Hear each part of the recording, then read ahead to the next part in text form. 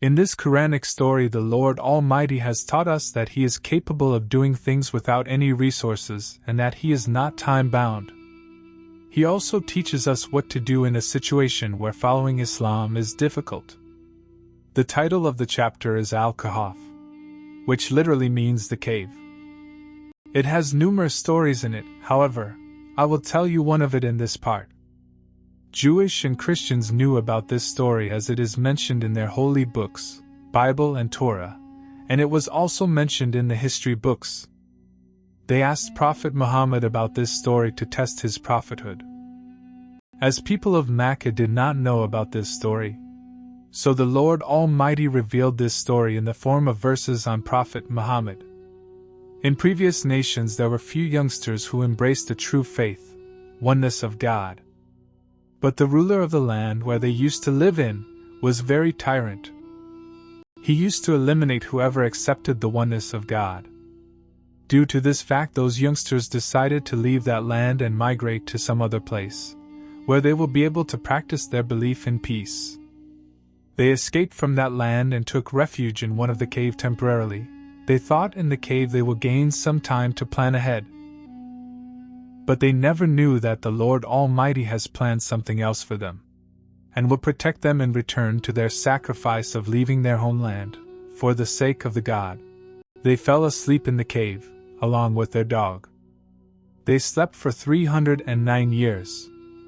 The Lord Almighty says in the Qur'an, "We rolled them on their either sides." This was to avoid bruises, as lying down in the same position for long causes injury to skin tissues. And when the sun used to rise, it used to avoid shining directly over them, as direct sunlight can cause sunburn, so there was a light but not direct heat of the sun. And the way their dog was sitting to guard the entrance of the cave, it was fearful. This was to protect them from the people who would have passed by, and might have tried to harm them.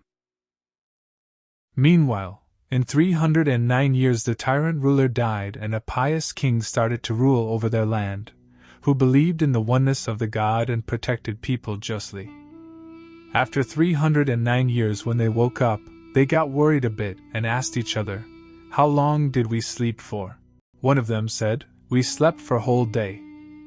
The other said, "Maybe half a day," as they could never have thought that they would sleep for 309 years. One of them said, "The God knows best for how long did we sleep. Let's not waste our time discussing this. One of us should take the coins, go to the city, and find the food that best suits us as believers, meaning halal food. And be very careful, no one should find about you, because if you will get caught, they will stone us to death, or they will force you back into their religion, and you will never be successful then." When he went in disguise to the city, he was surprised to see that everything has changed. Out of curiosity he inquired about the king. He was told that his kingdom is a history, around 300 years ago. They said, "What are you talking about? That king was in history." When he showed them the currency, they said, "This currency is very old, approximately 300 years old." But because in the history books these youngsters were mentioned, that how they accepted Islam and escaped from this land, they investigated him and the rest of the youngsters, and found out that they are the same one.